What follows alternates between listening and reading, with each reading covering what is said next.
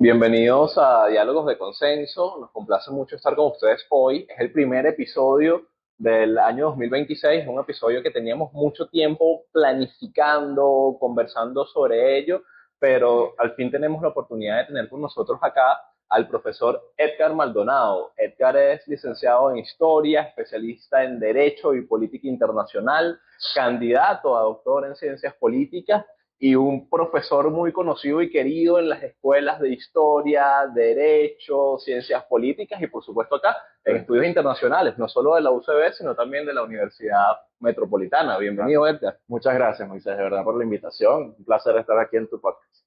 Buenísimo. Bueno, Edgar es, para los que no lo conocen, Ujú. experto. Nos encanta hacerle preguntas sobre geopolítica y creemos que el momento estás Bastante. muy Sí, interesante en el mundo, Edgar. sí, Yo quiero empezar con una pregunta, quizás un poco teórica, pero que la podamos presentar en unos términos para que todos podamos claro, entender de qué estamos hablando.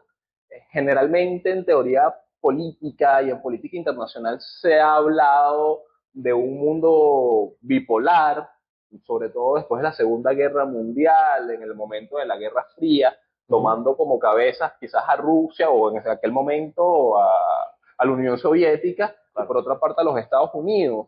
Luego, luego de la Guerra Fría claro, empezamos a hablar de un mundo unipolar, claro. con Estados Unidos llevando la batuta de alguna u otra forma, Ujú, pero entrado el siglo XXI empieza a surgir mucha literatura que nos habla sobre un mundo multipolar, en claro, donde otros actores entran en el juego, China, las BRICS, claro, algunas potencias, no desde el punto de vista tradicional de la fuerza, sino desde el soft power, como claro, Corea, con toda la influencia cultural.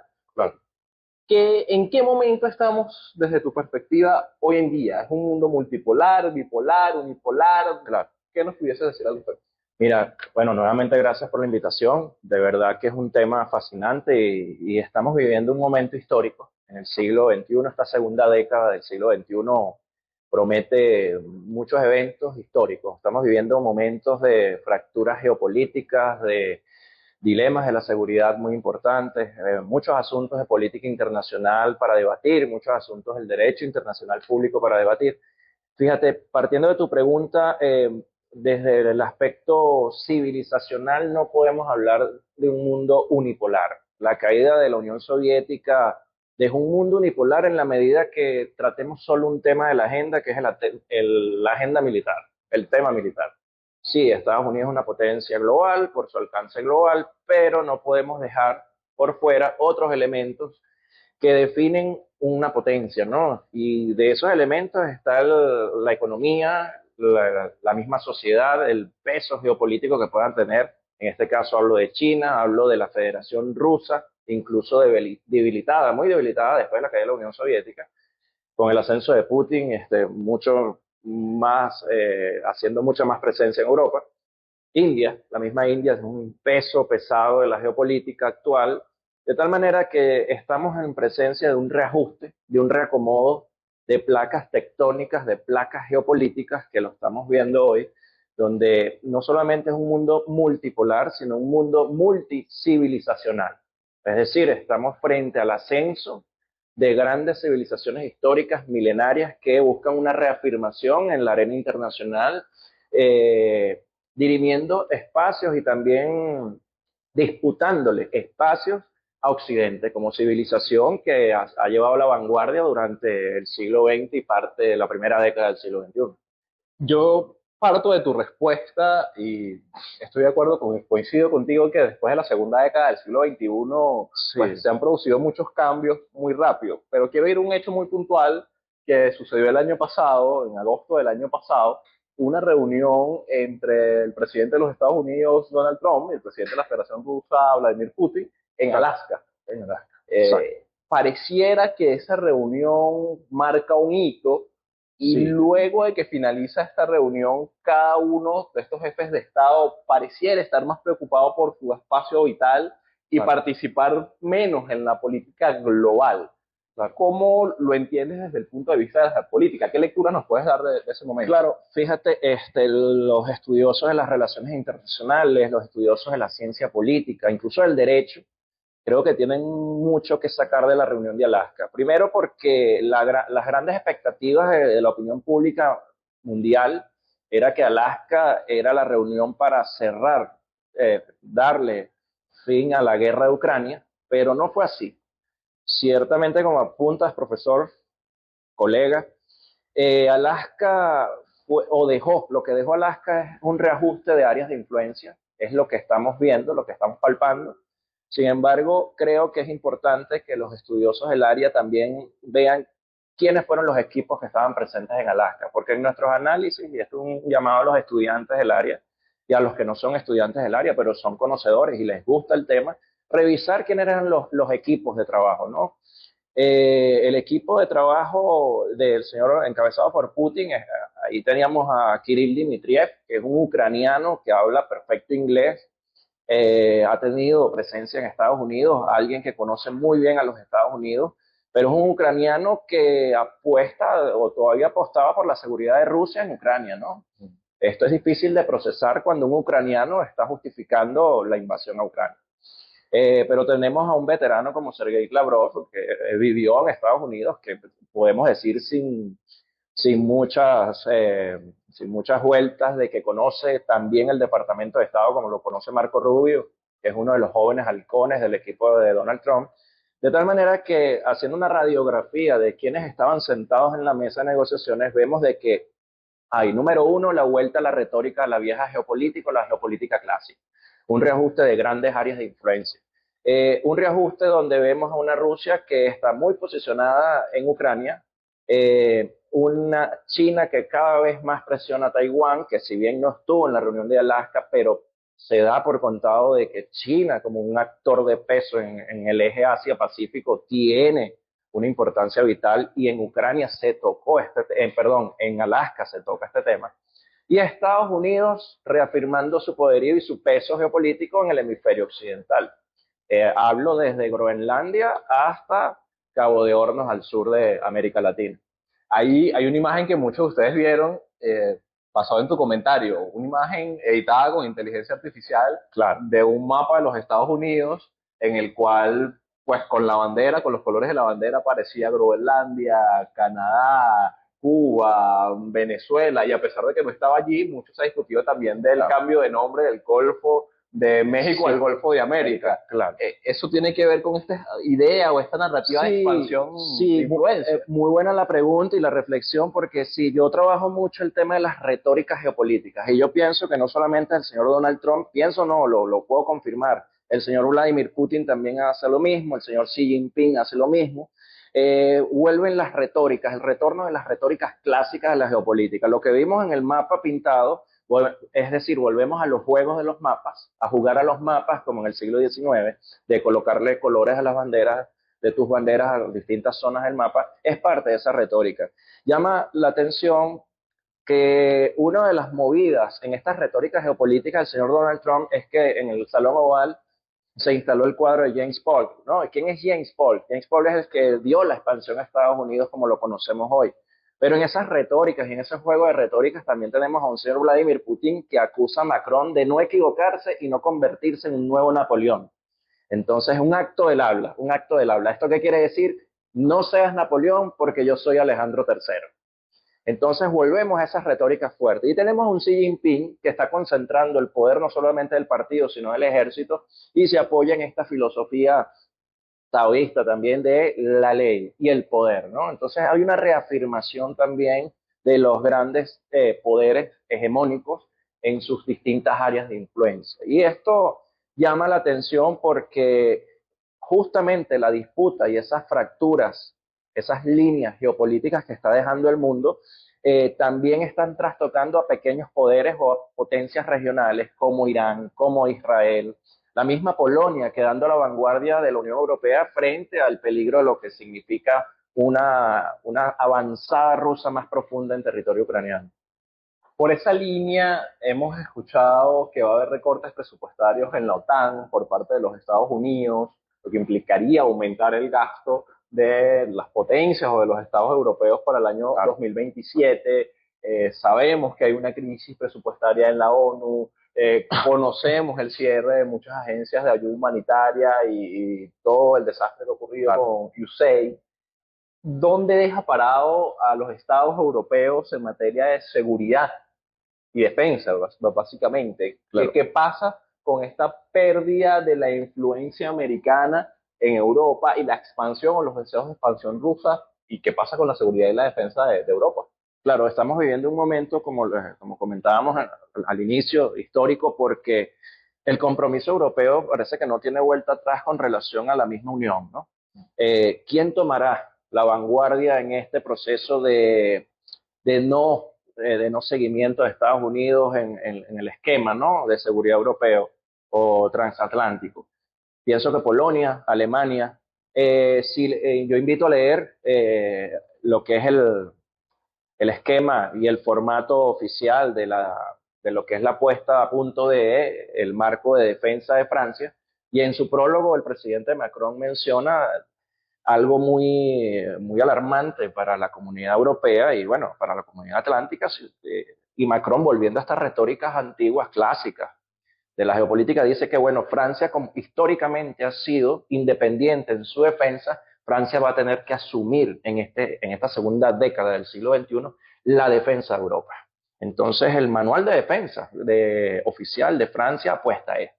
El manual de Polonia de defensa del año 2025 apuesta al intercambio todavía multilateral y por supuesto a un esquema de seguridad con Estados Unidos en un acercamiento muy íntimo. Mientras que el formato y lo que es el manual de defensa del 2025 de Inglaterra, de Gran Bretaña, apunta a el esquema multilateral y sigue apostando a la Unión, a Europa. A pesar de que no está allí, apuesta a un intercambio positivo en materia de defensa con Europa. Es decir, apuesta a las instituciones, apuesta a la OTAN, apuesta a que Estados Unidos no abandone a la OTAN. Entonces estamos viviendo un momento crítico porque si Estados Unidos sigue inclinando su peso gravitacional sobre el hemisferio occidental, repito, desde Canadá hasta la Argentina, Europa no le queda más sino, bueno, reafirmarse como europeo frente a la amenaza que ellos perciben de Rusia. Una Rusia que está empantanada en Ucrania, sí. Una Rusia que ha avanzado en Ucrania, no, tal vez como no quieren, pero tampoco, y aquí hay que advertir, tampoco es una Rusia que está perdiendo la guerra en Ucrania. Eso es un tema que el analista, el conocedor del área, tiene que tratar con mucho cuidado, porque ¿va a devolver Rusia lo que ha quitado en Ucrania? No lo creo, no lo vemos previsible. Bueno, no vemos el futuro desde las disciplinas que manejamos, pero hay que tener mucho cuidado con esto, porque Rusia lo que está es reafirmándose en el oriente de Europa como una potencia y una civilización propia. Estas desavenencias entre Estados Unidos y Europa pues, es un poco lo que nos comentas de los movimientos de las placas tectónicas geopolíticas. Nuestro concepto de Occidente Sí, parece estar sí, moviéndose sí, hacia algo más. sí, definitivamente, entendiendo la geopolítica como una disciplina que es una disciplina, y yo quiero hacer un hincapié en esto, una disciplina que ha sido y un concepto que ha sido vilipendiado, ¿no? Hablamos de geopolítica, qué sé yo, del fútbol, de geopolítica del pan de jamón. No, no, la geopolítica es una disciplina que trabaja y obra de una manera independiente de la política internacional, de la seguridad internacional, del derecho internacional público. Geopolítica lo que significa es la política en función de la geografía. La política no atiende al genocidio, no atiende a los conflictos humanitarios, no atiende incluso a las migraciones en ciertos aspectos. Entonces, si atendemos desde la geopolítica lo que este acontecer actual, vemos que la línea de fractura, que es la línea ucraniana, que es la línea de esa frontera entre Rusia y Ucrania, se está moviendo. Es una línea de fractura que se mueve a Occidente, se mueve a Europa y, por cierto, provoca una línea de fractura que estalle. No sé si nos entendemos, una línea que va a provocar un sismo geopolítico, es lo que está pasando. En Oriente Medio lo vemos claramente. Oriente Medio con Irán y el conflicto palestino-israelí estamos viendo también desde la óptica geopolítica, repito, lo podemos trabajar desde la seguridad internacional, de la política internacional, del derecho humanitario y demás. Pero de la óptica geopolítica estamos viviendo un momento histórico muy porque la media luna chiita se desmoronó. Israel acabó con la media luna chiita, con su influencia en el arco, en lo que se denomina la media luna en el creciente fértil, y ahora hablamos de grandes corredores, el corredor David, por ejemplo. Israel tiene una profunda y una importante presencia en el sur de Siria y está generando una línea de fractura nueva que no estaba allí. Entonces estamos también viviendo momentos históricos en términos geopolíticos muy importantes. Ni hablar del Caribe, por cierto. Para allá voy. Claro. Tenemos indefectiblemente que hablar de Venezuela, pero quiero que lo hagamos desde un punto de vista también de la geopolítica. Estamos acostumbrados, al menos en los últimos 20, 25 años, a una redefinición de la política venezolana, de los aliados estratégicos venezolanos, con actores muy preponderantes como son Rusia, Cuba, Irán. Claro. Pero a partir de este 2026, y un poco como parte de los cambios estratégicos de Estados Unidos, parece que nos estamos moviendo o estamos redefiniendo de cierta manera nuestros aliados estratégicos. Desde el punto de vista comercial ya lo vemos con Estados Unidos como nuevamente principal socio en todo lo que tiene que ver con la cadena de comercialización de los hidrocarburos venezolanos. Eso va a implicar también un cambio geopolítico no solo para Venezuela, para todo Sudamérica. Sí, totalmente. No solamente para Venezuela, no solamente para Latinoamérica, es para el mundo porque Venezuela es un actor geopolítico de peso. ¿En qué asunto específico? El petróleo. Es decir, en términos de geopolítica del petróleo, que también es una subdisciplina de la geopolítica, Venezuela es sin duda uno de los actores principales, con sus grandes reservas. Por supuesto que va a entrar en este juego, está entrando en este juego en la misma dinámica de las líneas de fractura, está entrando en la misma dinámica de las viejas retóricas geopolíticas clásicas del siglo XIX y cae por su mismo efecto gravitacional en la esfera de Occidente, del hemisferio occidental, que en este caso es Estados Unidos. Cuba está sufriendo estos embates en la actualidad también. ¿Por qué no ocurrió en la Guerra Fría? No ocurre en la Guerra Fría porque esta es una de las preguntas, ¿por qué Cuba no cayó durante la Guerra Fría? Recordemos que después de la crisis de los misiles cubanos también hay una suerte de acuerdo tácito entre los dos poderes y no solamente es Cuba en el hemisferio occidental, porque también está Turquía en el que va a ser Euroasia, ¿no? Con relación a la Unión Soviética. Y estos acuerdos tácitos también se mueven. Cuba técnicamente estaría cayendo entonces bajo la esfera occidental de Estados Unidos en la actualidad. Venezuela está entrando en esta entropía también bajo la lógica de la seguridad hemisférica, que no es una tesis nueva, es una tesis de los años 40, donde ya la doctrina geopolítica de Estados Unidos planteaba como primer orden la defensa hemisférica y continental, ¿no?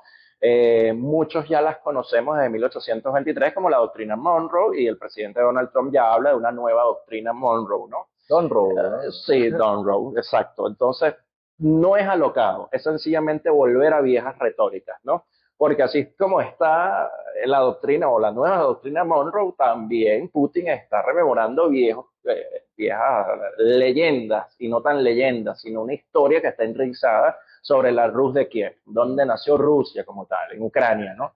Entonces, y bueno, y Moscú es la tercera Roma y la tercera Roma no va a caer.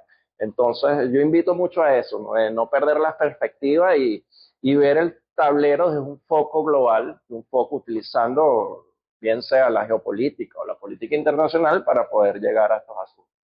Antes de despedirnos, y como mencionaste un poco estas teorías, estas remembranzas a teorías de los años 40, ¿pudieses hablarnos algo de la relevancia de Groenlandia, el Ártico? Claro. ¿Qué papel juega Dinamarca, los Estados Unidos, Rusia?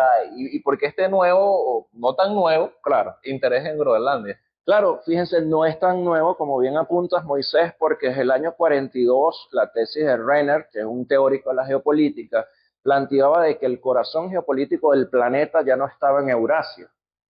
Valga decir de que el corazón geopolítico como tal de la teoría clásica de la geopolítica estaría en la actual Ucrania y este de Rusia, sobre los montes Urales. Hablamos entre el río Dnieper y el río Lena. Ahí estaría el Herland o el corazón eurasiático y el corazón del mundo, según la tesis clásica de la geopolítica. Sin embargo, en el año 42, Renner, un teórico de la geopolítica, año 42 plantea de que el corazón geopolítico se desplazó al corazón blanco. Y el corazón blanco es el Ártico. El Ártico como el nuevo eje de dominio global.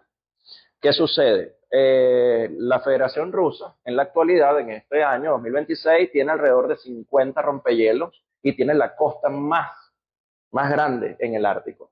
Estados Unidos apenas tiene un cuarto de esta costa porque tiene Alaska, una posición, un estado que está al norte, y Groenlandia entonces entra a jugar un rol vital para dirimir el nuevo conflicto geopolítico, las dos grandes rutas árticas. China está apostando al amparo de Rusia de manejar y controlar parte de esa ruta ártica. ¿Qué implican estas rutas árticas? Comercio, comercio marítimo y control geopolítico global, porque el Ártico controla, es el paraguas del planeta. Por supuesto, la retórica, anexar Canadá y anexar Groenlandia formarían parte de la extensión de la costa de Estados Unidos sobre y su presencia en el Ártico. Estados Unidos está comprando, bien tú sabes, rompehielos a Finlandia para tratar de aminorar la desventaja que tiene Rusia con la presencia de rompehielos. Rusia tiene alrededor de 50 rompehielos, Estados Unidos apenas tiene 3. O sea, hay una simetría muy grande. Y yo no dejaría por fuera, Moisés, el tema del Medio Oriente. De verdad que el tema del Medio Oriente creo que es un momento también histórico en términos geopolíticos, porque lo que estamos viendo a Siria, lo que estamos viendo que sucedió en Siria y lo que sucedió en Irán y lo que ha sucedido en Irán en los últimos días es un reajuste geopolítico también muy importante.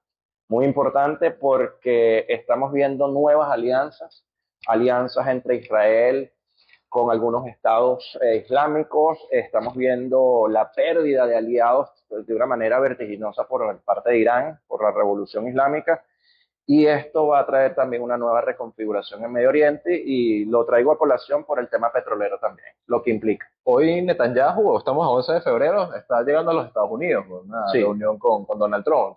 Probablemente sí. muchos de estos asuntos se vayan a discutir. Sí, totalmente. Fíjense, por lo menos lo que se está jugando en Medio Oriente es importante, también es histórico porque estaríamos hablando de que primero el estado de Siria prácticamente estaría dividido, fraccionado en tres grandes áreas de influencia. Una área de influencia rusa. Los rusos conservan Tartus, un puerto muy importante desde la era soviética. Al-Golani ha trabajado ya de la mano se ha reunido con Vladimir Putin, ya han limado asperezas. No es secreto, ya lo vimos también en la opinión pública mundial, Al-Golani se reúne con Trump en Washington, tiene un partido de baloncesto en Washington y demás, después de ser acusado de terrorista y demás, pero controla parte de Siria. Pero también tenemos a los drusos. La comunidad drusa está siendo protegida al sur de Siria por Israel, una comunidad que ha sido vulnerada por el yihadismo internacional, el yihadismo extremo que ha hecho vida en Siria, y ese es el corredor de David, o donde nace el corredor de David, que es la protección que le está dando Israel a este pueblo druso. Por supuesto, el yihadismo no ha terminado y es un actor geopolítico muy importante después en la profundidad del desierto de Siria. Y no olvidemos a los kurdos, ¿no? Este pueblo que todavía no tiene Estado y que sigue siendo un actor fundamental en la geopolítica de la región porque mueve las líneas de fracturas geográficas allí. Entonces a esto le sumamos el petróleo que hay en la región y lo que nos está diciendo es que esta segunda década del siglo XXI el Medio Oriente va a tener una nueva reconfiguración en el área. Hay que esperar los eventos en Irán, cómo termina de ocurrir estos eventos de esas manifestaciones internas, lo que conocemos muy poco, pero Irán está muy debilitado en este aspecto. El tablero que nos plantea Edgar pareciera hablarnos de un debilitamiento en general de las democracias institucional en el mundo, un nuevo discurso, una nueva narrativa expansionista de parte de muchos actores, muchas potencias mundiales. Sabemos que en el caso de Rusia, pues la narrativa por más de dos décadas ha sido recuperar ese espacio soviético, pero en el caso muy concreto de los Estados Unidos, esta doctrina Monroe 2.0, Donroe, por Donald Trump, ¿Se va a convertir en una nueva realidad? ¿Es una política de Estado o simplemente es una política de gobierno pasajera de los Estados Unidos? Estamos viendo el decaimiento de las democracias modernas y vamos a ir hacia un nuevo paradigma político. ¿Qué nos pudieses decir al respecto? Fíjense, desde las relaciones internacionales y la política internacional es difícil predecir esta situación porque tenemos que esperar que el hecho se consume y luego vienen los enfoques de análisis y los enfoques teóricos para poderlos tratar. Pero definitivamente yo lo que no opino es que estemos en una segunda guerra fría, no lo veo así, ni una extensión de la guerra fría, lo que veo es un retorno de viejos imperios, de viejos anhelos imperiales, pero la historia no se repite.